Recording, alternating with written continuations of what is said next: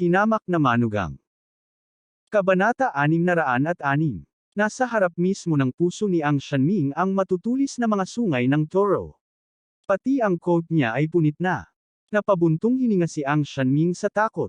Tuluyan na siyang natulala. Nang hina ang kanyang mga paa at bumagsak siya sa lupa. Ang mga audience na kanina pa nagsisigawan ay tumahimik na. Hindi mabilang nagulat na mga tingin ang nakatutok kay Alex Dixon. Nakabuka ang bibig ni Ang Shancheng, at sa sobrang gulat niya ay hindi na siya nakabalik sa kanyang katinoan. Ano ang nangyayari? Nagulat ang lahat. Maraming tao ang tumayo ng hindi sinasadya at sunod-sunod na kinuha sa kanilang mga telepono, walang tigil na shooting sa entablado. Sa sandaling ito, ang mga bodyguard ay sumugod sa hola at inatake ang bullfighting bull gamit ang mga baril na pampakalma. Tinamaan ng ilang tranquilizer ang black bullfighting bull. Ang itim na bullfighting bull ay hindi gumalaw. Biglang nanlambot ang apat na paa nito, at bumagsak ito ng husto sa lupa. Bang! Isang malakas na tunog ang yumanig sa buong lugar. Bumagsak ang matutulis na sungay ng Toro sa pagitan ng mga binti ni Ang Shanming. 2 sentimetro na lang ang layo nila para gawin siyang eunuch sa buong buhay niya. Huminga ng malalim si Ang Shanming, at nanginginig ang buong katawan niya sa takot. Kalmado ang ekspresyon ni Alex Dixon. Ibinaba niya ang kanyang ulo at sinabing, "Bakit? Hindi ka ba naghahanap ng pampasigla? Hindi pa ba sapat na kapana-panabik na ngayon?" Dixon, Master Dixon. Itinaas ni Ang Shanming ang kanyang ulo, nanginginig. Ilang beses gumalaw ang bibig niya. Sa wakas, pinawisan siya ng malamig at sinabing, "Salamat." Halos mapunit ang tiyan niya sa mga sungay ng Toro. Ang ganitong uri ng stimulation ay isang bagay na hindi niya nais na maranasan muli sa kanyang buhay. Sa sandaling iyon, ang tahimik na karamihan ay bumigkas ng ilang salita. Anong nangyari ngayon lang? Bakit biglang tumigil ang bullfighting? May milagro bang nangyari? Si Ang Shancheng ay nababalot ng malamig na pawis at dahan-daang umupo ng walang lakas. Kaunti na lang at mamamatay na agad ang kanyang nakababatang kapatid. Bagamat hindi niya nakita ang pag-atake ni Alex Dixon, nahulaan na niya na may kinalaman ito kay Master Dixon. Ibinaba ni Alex Dixon ang kanyang ulo at sinabi kay Ang Shanming, "Natalo ka." Gumalaw ang labi ni Ang Shanming, at naging pangit ang mukha. Ilang salita ang lumabas sa pagitan ng kanyang mga ngipin. Hindi tulad ng pinatay mo ang Toro. Sino ang nakakaalam kung anong klaseng kabaliwan mayroon ito? Walang kwenta ang round na ito. Galit na galit siya sa kanyang puso. Hindi niya alam kung para saan nabaliw ang Toro, para talagang magkaroon ng ganoon kalakas na lakas sa pakikipaglaban. Napatingin si Alex Dixon sa Toro sa lupa. Mainit pa rin ang bangkay ng Toro, ngunit ang malansang amoy ay may bakas ng kakaibang amoy na panggamot. Pag-akyat pa lang niya sa stage ay napansin niyang may ginawa sa kanyang katawan. Nang umakyat sila ni Ang Shanming sa stage, kanya-kanya silang suot na plate number. Ang kanyang plate number ay pinahiran ng isang uri ng stimulant na maaaring gawing target siya ng mga mabangis na hayop. May amoy din ng gamot ang Toro sa katawan nito. Dapat ay pinainom na ito ng gamot noon pa man. Ang ganitong uri ng gamot ay maaaring magpabaliw sa mga mabangis na hayop at lumaban hanggang sa kamatayan.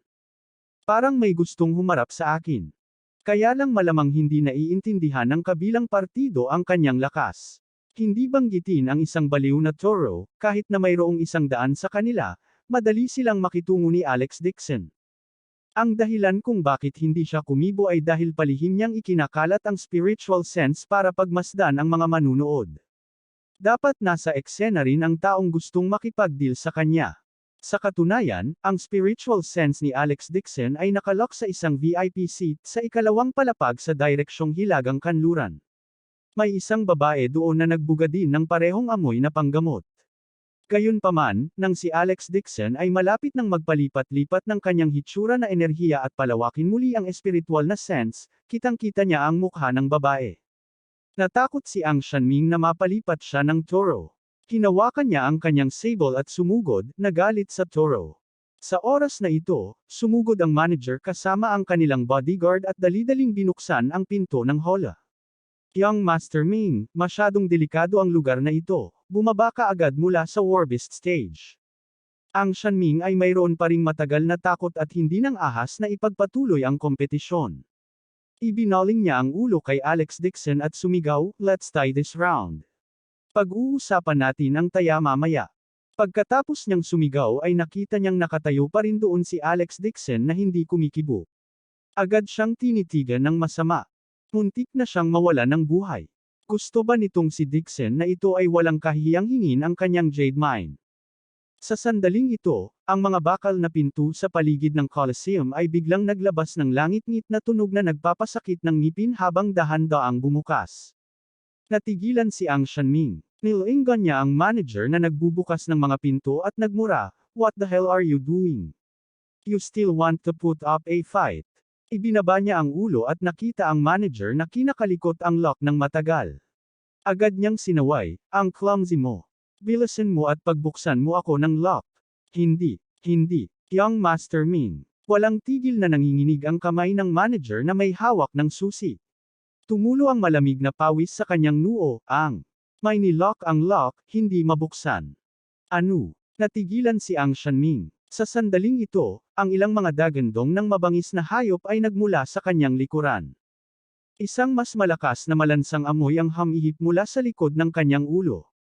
Napalingon si Ang Shanming sa takot at agad na natigilan. Mula sa ilang bakal na pinto na binuksan, ang lumabas ay hindi isang bullfight, kundi isang mas mabangis na hayop. Maliban sa isang mabangis na leon, mayroon ding puting tigre na may nakasabit na noo. At ang huling nag-walk out ay talagang isang mas mabangis na hayop. Isa itong itim na oso na mahigit 2 metro ang taas. Dahil marahil sa pag-ilaw sa pinangyarihan, biglang tumayo ang itim na oso. Nakasuot talaga ito ng isang set ng steel armor na may mga barbs sa katawan. Nang makita ang eksenang ito, natakot si Ang Shanming na halos maiihi na niya ang kanyang pantalon. Desperado siyang kumatok sa pinto ng kulungan. "Damn it, bilisan mong buksan ang pinto para kay Lousy. Buksan mo na." Natakot din si manager. Hinawakan niya ang susi at patuloy na nanginginig habang umuungol. Anong nangyayari? Hindi ba nakakulong ang mga halimaw na ito sa ilalim ng lupa? Sino ang nagpalabas sa kanila? Sa sobrang takot ng mga bodyguard sa gilid ay nabaliw sila at agad na binaril gamit ang mga tranquilizer gun. Gayunpaman, ang mga hayop na ito ay nakasuot ng metal na baluti. Bilang karagdagan, ang dosis ng tranquilizer gun ay ginamit lamang upang harapin ang bullfighting, kaya hindi ito gumana sa kanila. Umuungol. Ang itim na oso ay umungal patungo sa langit. Niyanig ng dagandong nito ang kisame ng Coliseum, dahilan para manginig ito. "Bilisan mo, buksan mo ang pinto." Sa sobrang takot ni Ang Shanming ay nabaliw siya. Pilit niyang hinawakan ang bakal na pinto at sumigaw. Sa sobrang takot ng manager ay muntik na siyang umiyak. Lalong nanginginig ang mga kamay niya. Takot na takot ang mga katabi niyang bodyguard na muntik na silang mamatay. Sinubukan nilang sirain ang lock ng pinto. Kung namatay si Ang Shanming sa entablado, mamamatay silang lahat kasama niya. Baka wala pa silang kumpletong bangkay. Sino ang nagpalit ng lock at nagpalabas ng mabangis na hayop? Ang mga manunood sa ibaba ng entablado ay bamuka lahat ng kanilang bibig, natulala sa tagpong ito. May isang mahihiyaing babae pa na nawala ng malay. Mayroon lamang isang VIP na upuan sa ikalawang palapag ng hilagang kanluran. Isang babaeng nakasuot ng mahabang damit ang dahan-daang tumayo, na nagpapakita ng panunuya sa dilim. Sinong nagsabi kay Ang Shanming na tanga? Naniwala talaga siya sa kanya. Nagkataon lang na malaking tulong sa kanya ang paghihiganti sa pagkamatay ng kanyang nakababatang kapatid na si Balung. Maingat niyang pinlano ito, para lang mamatay si Alex Dixon nang walang kumpletong bangkay.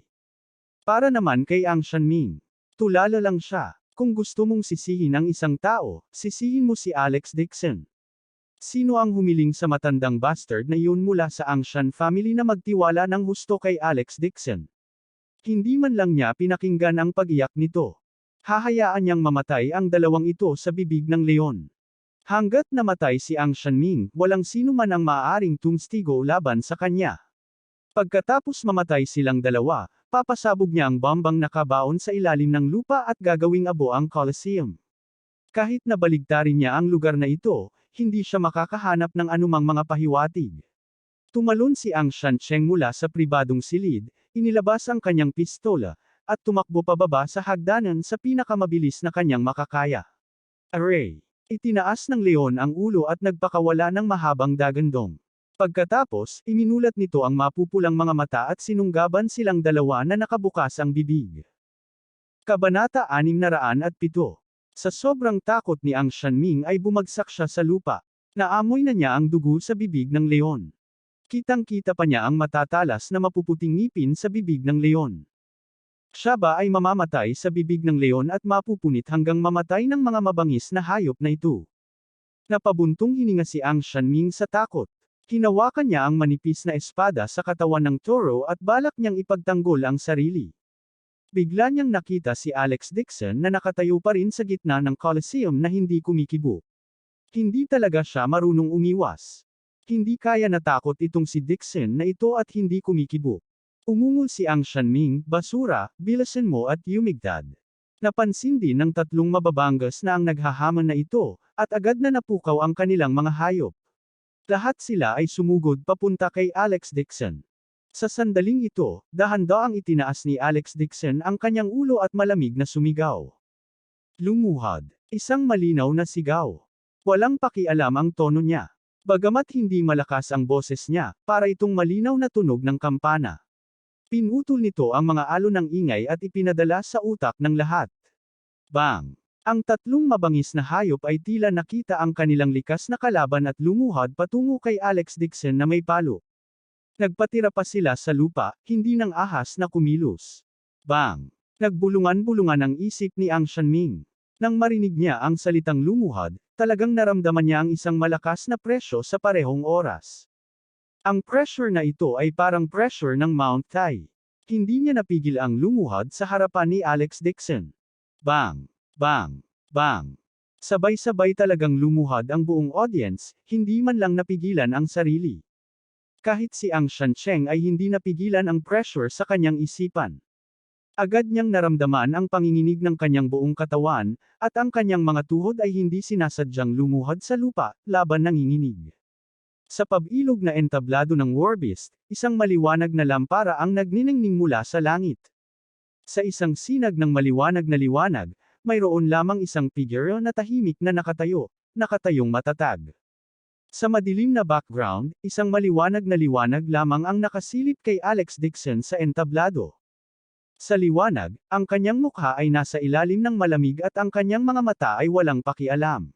Gayunpaman, siya ay tulad ng isang emperador na tumitingin sa mundo, naglalabas ng mahinang aura. Ang buong mundo ay nagpatira pa sa ilalim ng kanyang mga paa, nagpapasakop sa kanya. Parang nag-iisa lang siya sa mundo. Siya ay hindi mapigilan. Napatingin si Alex Dixon sa karamihan, ibinaba ang ulo at sinabi kay Ang Shanming. Anong lumuluhod ka? Bumangon ka na. Ang malamig na boses na ito ang nanginginig sa katawan ni Ang Shanming. Parang kakagising lang niya sa kaguluhan. Natigilan siya ng ilang segundo. Pagkatapos, iniangat niya ang kanyang ulo at tulalang tumingin kay Alex Dixon. Nakasuot pa rin ng ordinaryong damit si Alex Dixon. Walang pakialam ang ekspresyon ng kanyang mukha, at walang lungkot o saya sa kanyang mga mata. Gayunpaman, ang kanyang mga mata ay tila naglalaman ng buong mundo. Bumalik sa katinoan si Ang Shanming, ngunit hindi siya tumayo. Sa unang pagkakataon, sinunod niya ang lokal na etiquette at yumuko kay Alex Dixon. Master Dixon, salamat sa 2 beses mong niligtas ang buhay ko. Sa ilalim ng mga mata ng lahat, napahiya si Ang Shanming sa lupa at magalang na yumuko kay Alex Dixon. Pagkatapos ng 3 malalaking bow, bumangon siya ng may paggalang at tumabi. Sa prestihiyosong katayuan ni Ang Shanming, talagang naglakas loob siyang tumayo sa harap ng lahat. Yumuko siya sa isang ordinaryong tao. Nagulat ang lahat ng nasa stand. Upang mapaluhod ang hindi maaabangang si Young Master Ming. Sino nga ba ang kabataan nito? Gayunpaman, nanatiling tahimik ang karamihan. Nandoon pa rin ang kapangyarihan ng labanan kanina. Hindi sila naglakas loob na magsalita ng basta-basta.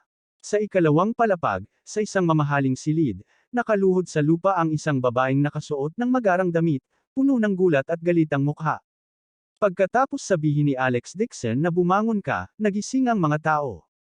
Pagkatapos niyang mabawi ang kanyang katinoan, agad siyang bumangon mula sa lupa na may sobrang pangit na ekspresyon. Isang babaeng bodyguard na nasa tabi niya ang bumangon at nagtanong sa takot, Madam Hong, ano ang gagawin natin ngayon? Nagtaas baba ang ginang at mayabang ng umuso, ano ba ang kinatatakutan mo? Sa tingin mo ba madali silang makakatakas dito? Nag-iinit pa lang ang ilang halimaw, paparating pa ang palabas. Katatapos lang niyang magsalita, isang malamig na boses ang biglang tumunog sa kanyang isipan. Ganun ba? Parang nasa tabi ng tenga niya ang boses na ito. Taking gulat ni Madam Hong na nanginginig ang buong katawan niya at hindi niya namamalayan na ibinoling ang kanyang ulo upang tumingin. Gayunpaman, sa likod niya ay isang bakanteng espasyo at walang tao. Sa pagkakataong ito, muling narinig ang boses sa kanyang tainga. Madam, hindi na kailangang lumingon. Nasa stage na ako. Hindi mo ba nakita? Sumilay ang gulat sa magandang mukha ni Madam Hong sa unang pagkakataon. Ang boses na ito, talagang tumunog ito ng direkta sa kanyang isipan. Para naman sa mga bodyguard na nasa tabi niya, wala silang narinig kahit isang tunog. At ang may-ari ng boses na ito ay si Alex Dixon, na nakatayo sa grandstand 20 metro ang layo. Hindi napigilan ni Madam Hong na umatras at tumangala. Nakita niya si Alex Dixon na nakatayo sa gitna ng mga stand na parang estatwa, hindi gumagalaw. Bahagya niyang inangat ang ulo niya at tumingin sa direksyon niya. Nakaramdam ng pressure si Madam Hong nang magtama ang kanyang mga mata kay Alex Dixon. Ang malamig na tingin ng kabilang partido ay talagang nagpaparamdam sa kanya ng takot. Paano kaya ito? Flawless ang setup niya. Si Ang Shanming na nasa entablado ay naparalisa sa takot at walang oras na isipin ang tungkol sa kanya. Paano siya makukulong ni Alex Dixon sa napakalaking panahon? Hindi kaya may nag-leak ng impormasyon. Isang ideya ang pumasok sa isip ni Madam Hong at agad itong nag-order. Tara na dali. Pagkasabi noon ay sinuot niya ang kanyang evening gown at agad na lumabas ng kwarto kasama ang kanyang bodyguard at mabilis na bumaba. Tumayo si Alex Dixon sa entablado at tumangala para makita si Madam Hong na nagmamadaling lumabas ng silid kasama ang kanyang mga bodyguard. Sa oras na ito, bumalik din sa katinuan si Ang Shanming. Gaano man siya katanga, alam niyang niloko siya at muntik nang mapatay.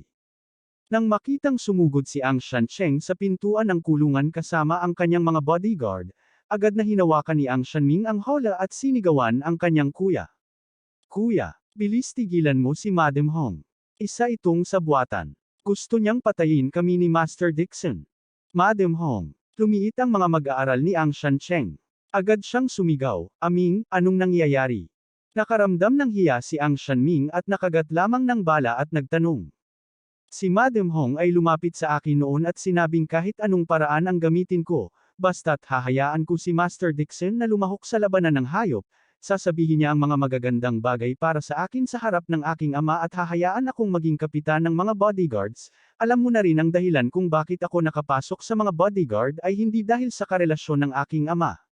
Bago siya matapos magsalita, naramdaman na ni Ang Shancheng ang panganib ng buong bagay. Agad siyang tumalikod at sumigaw. Tigilan mo na si Madam Hong. Sa oras na ito, itinaas din ni Ang Shanming ang kanyang ulo at nakita ang figure ni Madam Hong. Agad siyang sumigaw ng ligaw. Kuya, gusto na niyang tumakbo. Huli na. Nagkagulo na ang mga VIP seat sa second floor. 12 ng mga bodyguard ang nagbukas ng daan at mahigpit na pinaghiwalay ang mga tao na nagbukas ng daan para kay Madam Hong. Sinamahan ng ibang babaeng bodyguard si Madam Hong at mabilis na tumakbo papunta sa elevator sa ikalawang palapag. Kabanata 608. Ang ikalawang palapag ay ang mga VIP seat, at ang elevator ay humahantong sa VIP exit sa labas. Ang mga nasasakupan ni Ang Shancheng ay tumakbo mula sa unang palapag, ngunit huli na ang lahat. Bang! Bang! Ilang putok ng baril ang biglang umalangaw mula sa ikalawang palapag. Sumugod ang kanilang security guard mula sa Coliseum at gustong pigilan si Madam Hong, ngunit pinatay sila kaagad ng kanyang mga bodyguard. Si Madam Hong, na napapalibutan ng mga bodyguard, ay nakatayo na sa may elevator. Dahan-daang bumukas ang dalawang pinto ng elevator. Magalang niyang itinaas ang sulok ng kanyang palda, lumingon, at ipinakita ang isang sarkastikong panunuya kay Alex Dixon mula sa malayo. Sinabi niya ang ilang mga salita. Hindi marinig ni Ang Shanming ang kanyang sinabi mula sa 10 metro ang layo. Hindi niya makita ng malinaw ang hugis ng bibig nito. Pero malinaw na naririnig ito ni Alex Dixon.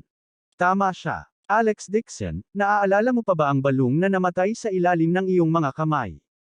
Ako ang nakatatandang kapatid niya, Bahong. Pinatay mo ang nag-iisang tagapagmana ng Ba family. Nakagawa ka ng isang karumal-dumal na krimen. So, mamamatay kayong lahat dito. Nagningning ang mga mata ni Alex Dixon. Hindi katakataka na palagi niyang nararamdaman ang babaeng ito sa kinatatayuan ay pag-alit sa kanya. Ang babaeng ito pala ay ang nakatatandang kapatid ni Balung, ang iyong asawa ng amo na si Anson. Pagkatapos magsalita ni Bahong sa pamamagitan ng pagngangalit ng mga ngipin, tumalikod siya at naglakad papunta sa elevator. Sa buong Coliseum, nagtanim na siya ng 12 ng bomba. Paano kung napakahusay ni Alex Dixon? Paano kung hindi siya masusugatan? Sa lakas ng ilang toneladang pampasabog, magiging ang bakal ay sasabog sa pira-piraso. Tiniis niya ang kahihiyan. Pinilit niya ang kanyang utak para ipaghiganti ang kanyang nakababatang kapatid na si Balung. Gusto niyang durugan si Alex Dixon.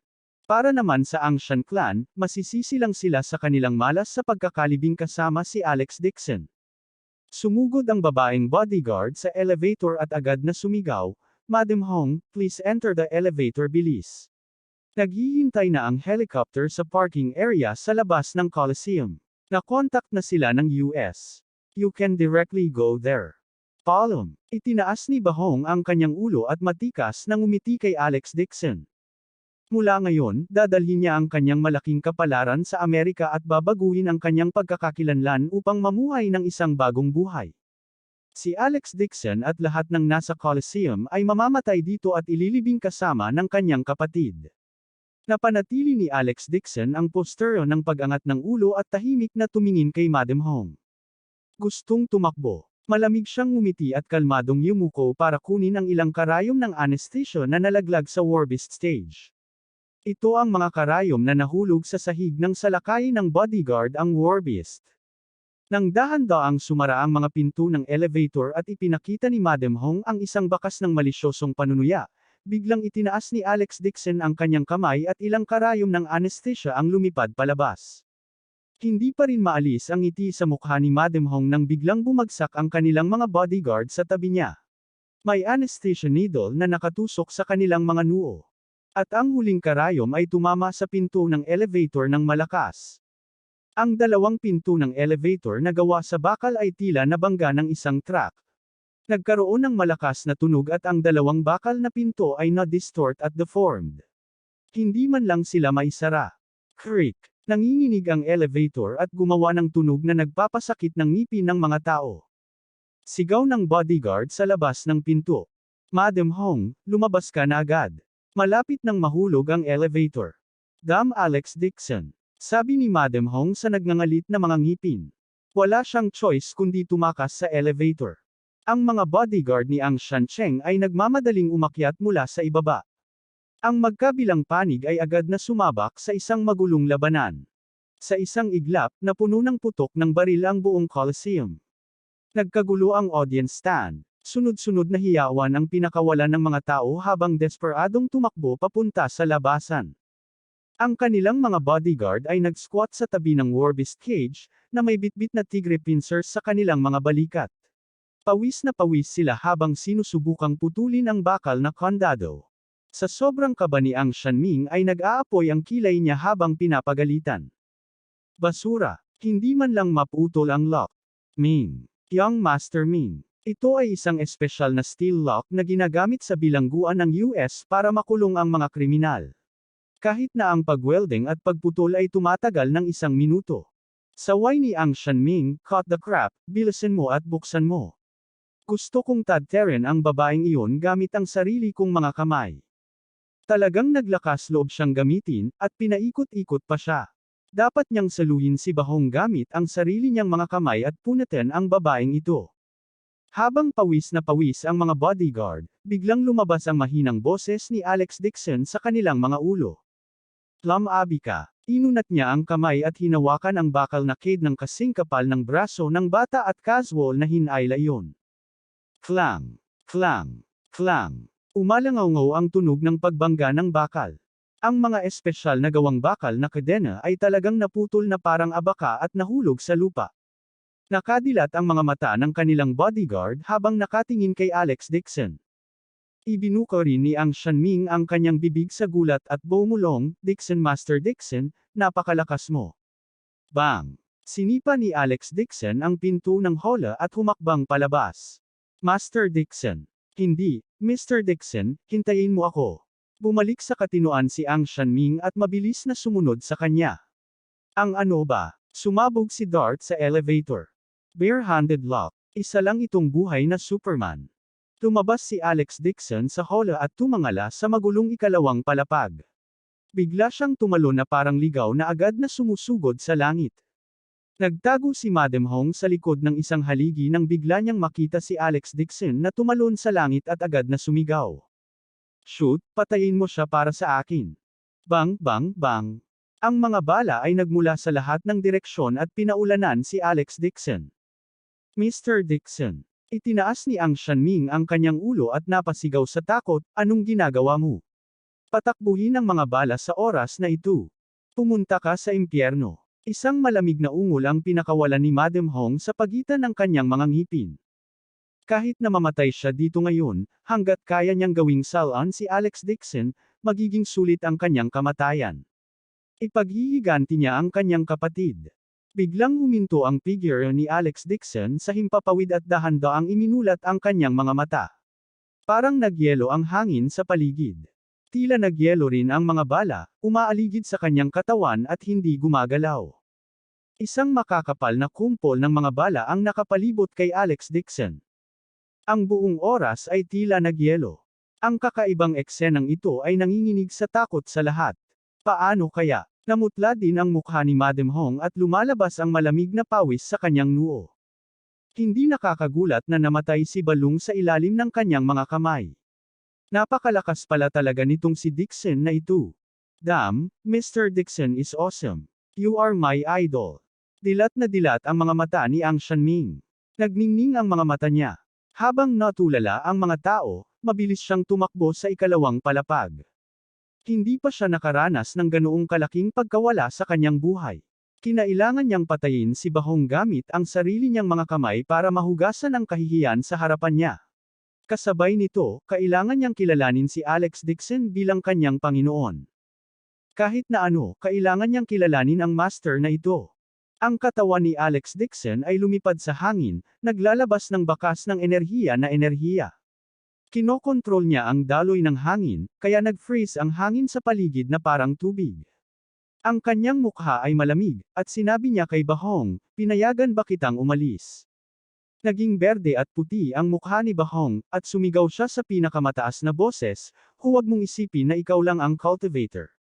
Ang mga bodyguard ko ay kinuha mula sa US na may maraming pera, at sila ang katulad mo." "Ganun ba?" Umiti si Alex Dixon at pumulot ng bala mula sa hangin. "Sa tingin ko hindi ka mangangahas." Nang sabihin niya ang salitang dare, inilabas niya ang bala gamit ang kanyang daliri. Kasabay nito, ang mga stationary na bala na umaaligid malapit sa kanyang katawan ay biglang tumalikod at lumipad. Kabanata 609. Isang mapurol na ingay. Agad na bumagsak sa lupa ang mga bodyguard sa harap ni Bahong. Si Alex Dixon ay humakbang sa himpapawid, na parang bumaba mula sa isang hindi nakikitang hagdanan. Hakbang siyang naglakad papunta sa grandstand sa ikalawang palapag. Natulala na si Bahong, at ang buong katawan niya ay hindi maiwasang manginig ng bahagya. Sa isang iglap lang, si Cultivator, na ginugol niya ng maraming pera para sa upahan, ay napatay sa isang galaw ni Alex Dixon. Hindi man lang siya kumibo. Biglang tumangala si Bahong. Ang kalmado niya kanina ay tuluyan ng napalitan ng takot. Nanginginig siya at hindi makapaniwalang tumingin kay Alex Dixon. Ay, tao pa ba siya? Malamig ang mga mata ni Alex Dixon. Itinaas niya ang kanyang kanang kamay at isang bowl ang mas mataas na enerhiya na nakadikit sa kanyang palad. Sa sandaling ito, biglang sumugod sa gilid ang isang bodyguard na may dalang figure. "Madam Hong, tingnan mo kung sino ang nahuli ko."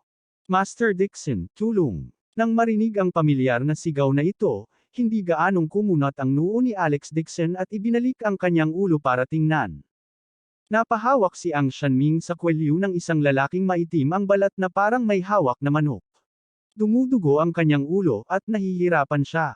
May timer na nakatali sa kanyang leeg, at ang mga pulang numero ay tumatalo ng ritmo. Si Bahong na kanina lang ay takot ay biglang napasigaw sa gulat na para bang naturukan ng stimulant. Bilisan mo, dalhin mo ang tanga. Ipinasok ng Tan Brony na lalaki si Ang Shanming sa mga kamay ni Bahong at magalang na sinabi, Madam Hong, ang basurang ito ay gustong singilin at ayusin ang mga account sa iyong ngunit napasuko ko. Itinali ko ang time bomb sa kanyang katawan. Magaling. Hinawakan ni Bahong si Ang Shanming at nagpakawala ng nakakaloko at matalim na tawa. Alex Dixon, hindi ka ba napakalakas? Kung maglakas loob kang kumilos, pipindutin ko ang time bomb at mapahamak kasama ang tanga. Pagkasabi niyan, agad niyang hinawakan si Ang Shanming sa likod ng kwelyo nito at ginamit bilang human shield, humarang sa harapan niya. Master Dixon, isave, isave, isave. Sa sobrang takot ni Ang Shanming ay naging berde ang kanyang mukha. Nanginginig ang mga paa niya, at hindi na siya makatayo ng maayos. Sumugod lang siya ng baril at gusto niyang ipakita ang kanyang kakayahan sa harap ni Alex Dixon. Sa huli, nawala sa kanya si Bahong. Gusto niyang kunin ang kredito para dito para maibaon ni Master Dixon ang sarili sa lupa. Sinong mag-aakala na mabunggo niya ang maitim na lalaking ito sa pag-akyat niya? Bago pa man siya makalaban ay natambo siya sa lupa at binugbog niya. Sumulyap si Alex Dixon kay Ang Shanming at sinabi kay Bahong, huwag mong sabihin sa akin na talagang iniisip mo na makakatakas ka sa mga kamay ko dahil nasa kamay mo lang si Ang Shanming. Haha, huwag kang magsalita ng malaki. Mahigpit na hinawakan ni Bahong ang remote control ng time bomb. She said mockingly, Alex Dixon, kahit gaano ka pa kagaling, kahit na kaya mo akong patayin, basta't kumalas ako sa pagkakahawak ko. Kahit na mabuhay ka, Ang Shanming, ang tanga na ito. Kung mamatay siya, ang Ang Shan clan ay hindi ka liligtasan. Pagkasabi noon ay napatingin siya sa malakas na lalaki sa tabi niya. Lumakad ang malakas na lalaki, itinaas ang palad, at sinampal ang malalaking tenga ni Ang Shanming. Malamig na saway ni Bahong, Ang Shanming, kung gusto mong mabuhay, magmakaawa ka kay Master Dixon na palalayain ako. Kung hindi, kahit mamatay ako, madudurog ka sa meat paste. Sa sobrang takot ni Ang Shanming ay nanginginig ang buong katawan. Uminit ang kanyang pantog at umagos ang isang mabahong mainit na tubig. Tumangala siya kay Alex Dixon at nanginginig habang iniisip ang paghingi ng awa. Biglang may pumutok ng nagmamadaling yabag. Isang marangal na matandang lalaki, kasama ang mahigit 100 armadong gwardya, ang sumugod ng may malalaking hakbang. Nang makita ang matandang ito, nagsikip ang mga mag-aaral ni Bahong, at isang bakas ng kalupitan ang nahayag sa kanyang mga mata. Si Ang Shanming naman ay tila naturukan ng stimulant habang sumisigaw sa tuwa. Dad, iligtas mo ako. Basura. Sambat ni Boss Ang Shan na may pagtatampo. Inangat niya ang ulo niya at malamig na tumingin kay Bahong. Sabihin mo sa akin, ano ang gusto mong gawin? Anong gusto mong gawin? Sumigaw si Bahong na parang baliw na leon, Dragon 1, Dragon 1, Dragon 1. Ganun lang namatay ang kapatid ko. Nakikiusap ako na patayin mo ang buong pamilya ni Alex Dixon. Pero hindi mo ako pinansin. Itinuring pa rin ng Ang Shan clan mo si Alex Dixon bilang ang aking kapatid na lalaki ay hindi maaaring mamatay sa walang kabuluhan. Ang galit sa kanyang mga mata ay lumalim, at siya ay sumigaw, karapat-dapat ang iyong kapatid. Karaniwang maganda ang pakikitungo ko sa iyo, ngunit talagang katawa-tawa ang ginawa mo. Hayaan mong sabihin ko sa iyo ngayon, kung maglakas loob kang kumilos ngayon, lilipulin ko ang buong bamo. Hehe, old thing. Sa tingin mo ba willing ako na makasama ka? Napuno ng kabaliwan ang mukha ni Bahong. She said sarcastically, to tell you the truth, inatake ka ng mga bandido noon. Inayos lahat ng Ba family. Hindi ko inaasahan na buhay ka pa. Pero hindi mahalaga. Ngayon, lahat kayo ay mamatay ka dito hanggat ikaw ay mamamatay. Nabaliw ka yata. Sumigaw ang soaring mountain dragon sa isang mahigpit na boses, ang kanyang puso ay puno ng takot. Hindi napigilan ni Ang Shancheng na sumigaw, napakabagsik na babae. Laging mabait ang tatay ko sa inyo at sa mga ba. Ang mga mata ni Long Shan ay pula, at ang kanyang ekspresyon ay lubhang komplikado. Hindi niya akalain na ang katabi niya ay may balak sa buhay niya sa lahat ng pagkakataon. Umisi si Bahong, ang aming mga ba ay dating mas malakas kaysa sa iyong Angshan clan. Ikaw ang pinalad at gumawa ng isang meteoric na pagtaas. Ikaw ay malinaw na nagmula sa isang background ng magsasaka, ngunit pinipilit mong sugpuin ang ating mga ba. Anong karapatan mo gawin mo yun? Dahil naiset up ko ang bitag na ito ngayon, nagpasya na akong mapahamak kasama ka. Maaari ko ring sabihin sa iyo na nag-set up ako ng higit sa 50 bomba sa buong field, na kung saan ay ang perpektong oras, alisin iyong Angshan clan sa isang iglap. Sa sandaling ito, isang bodyguard ang sumugod sa takot, at siya ay umungal sa isang paos na boses. Maraming nakatime na bomba ang natagpuan sa ibaba ng Warbist stage, mangyaring umalis sa lugar na ito sa lalong madaling panahon. Sumigaw si Bahong, kayong lahat ay dapat mamatay. Maliban kung gusto mong mamatay si Alex Dixon, maaari kong iwanan ang kanilang mga inapo ng iyong Angshan clan at iligtas ang buhay ng basurang ito.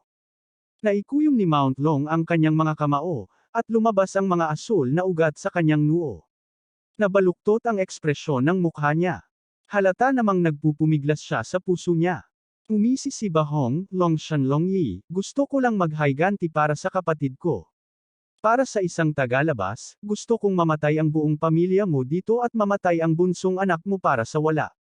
Lugi ito sa negosyo. Isipin mo ingat. Pagkatapos kong patayin si Alex Dixon, hahayaan kong umalis si Ang Shanming at susumpa na wala akong gagawin sa kanya sa darating. Itong klaseng basura. Kung wala ang iyong suporta, hindi na kailangang matakot sa kanya ang ba family ko. Tumutulo ang malamig na pawis mula sa kanyang noo. Tinitigan niya si Ang Shanming na may masalimuot na tingin sa mga mata. Lumuhod si Ang Shanming sa lupa, hingal na hingal sa takot. Isang bodyguard sa tabi niya ang nagsabi sa mahinang boses, Boss Anshan, gaano man kalakas si Master Dixon, isa pa rin siyang tagalabas. Si Young Master Ming ang iyong laman at dugo. Nang matapos siyang magsalita, itinaas ni Anshan Longyi ang kanyang kanang palad at pinigilan siyang magpatuloy. Malamig na sumangot si Bahong. Paano na? Pinag-isipan mo na ba? Namula ang mukha ni Longshan at sinabi niya sa malalim na boses, Aming, alang-alang sa Angshan clan natin, sana huwag mong sisihin ang desisyon ko. Pagkasabi nun ay agad siyang tumalikod at humakbang palabas.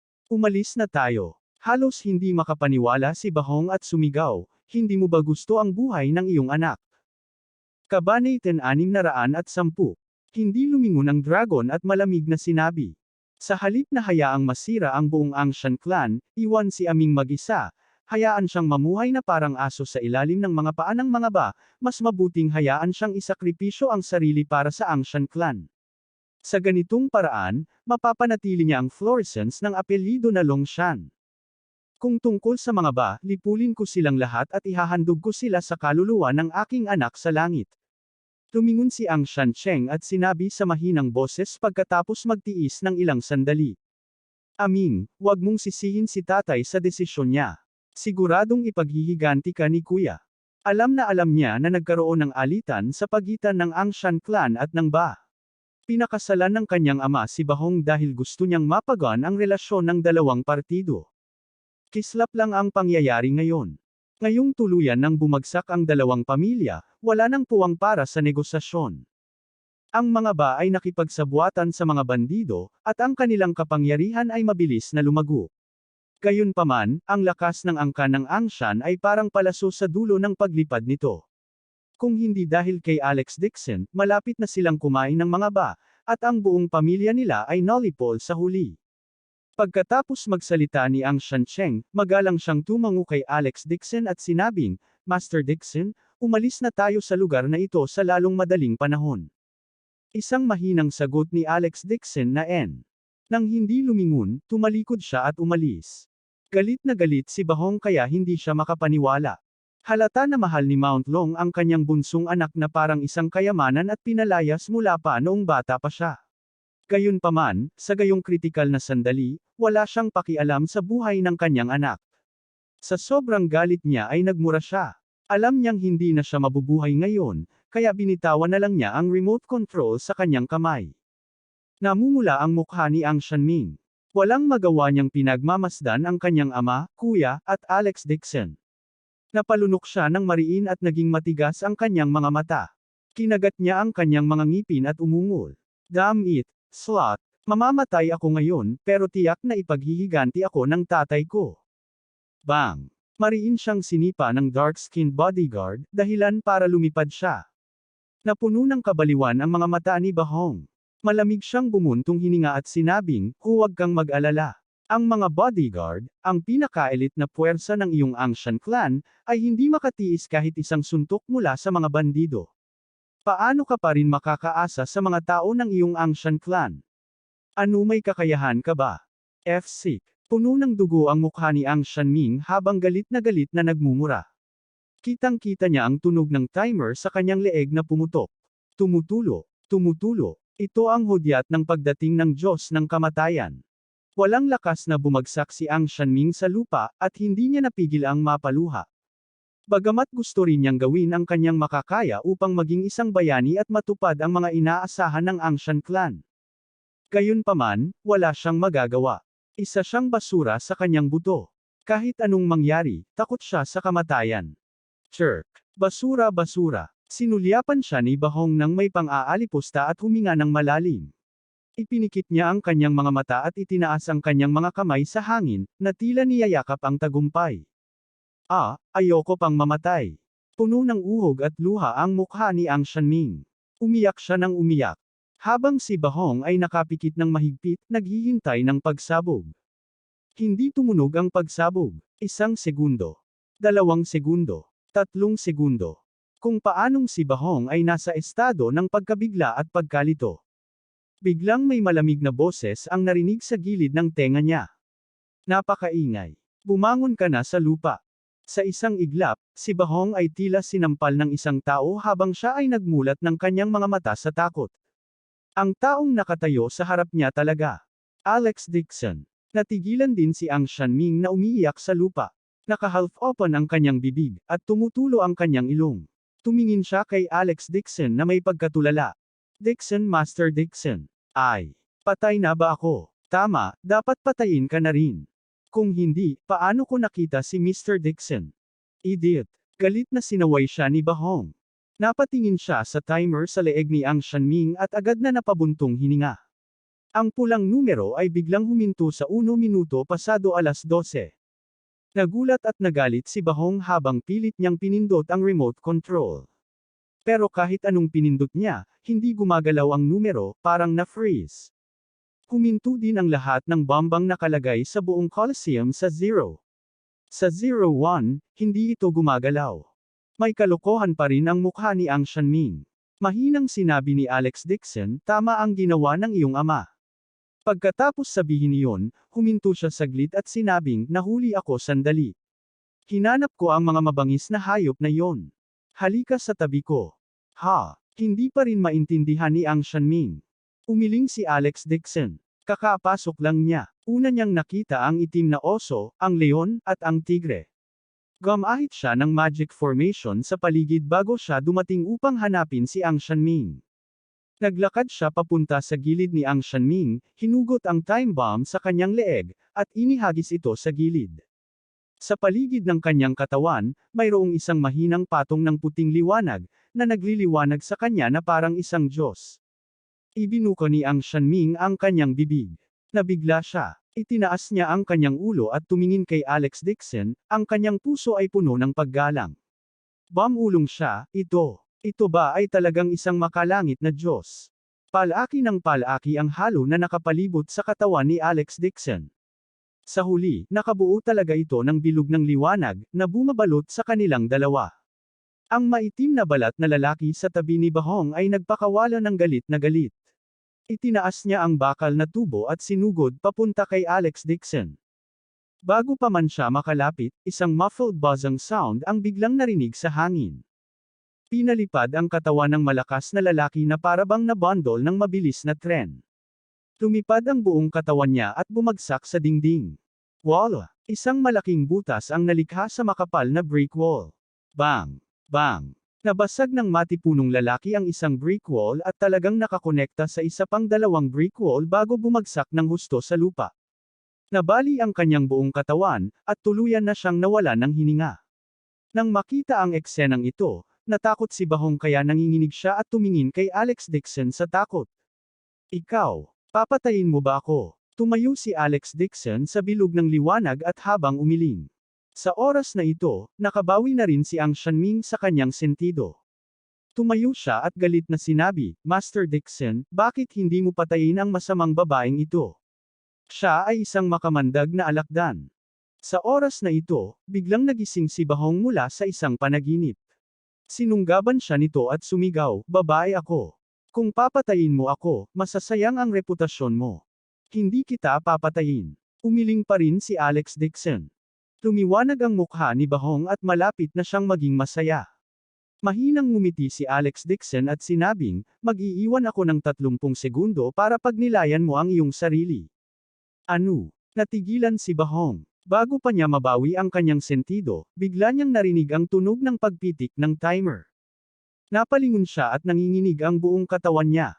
Nakita niyang 1 minuto pasado 12:00 pa rin ang timer sa dingding kanina, pero ngayon naging 12:30 na talaga. Tumalon pa rin ang maliwanag na pulang numero. Takot na takot si Bahong kaya namutla ang kanyang mukha, at puno ng takot ang kanyang mga mata. Sa oras na ito, napasigaw din si Ang Shanming sa gulat, Mr. Dixon, makokontrol mo talaga ang bomba. Ano ang dapat nating gawin? Hindi mapakali si Alex Dixon sa kanya. Hindi siya umatake ngayon dahil gusto niyang makita kung paano pipiliin ni Long Shanyi. Kung pipiliin ni An Shanlongyi ang kanyang bunsong anak, hindi na niya kailangang manatili at magtrabaho kasama ang ganitong uri ng miyembro ng team na hindi dapat pagkatiwalaan. Bukod dito, gusto din ni Alex Dixon na subukan ang kanyang huling lakas ng maagang core formation. Kung ang spiritual energy barrier sa paligid ng kanyang katawan ay makatiis sa explosive power ng buong Colosseum, ito ay mayroong tiyak na antas ng lakas. Magagawa niyang maglakad mula sa mga anino hanggang sa ibabaw at opisyal na maglabas ng utos ng hamon sa mga kaaway na pumatay sa kanyang mga magulang.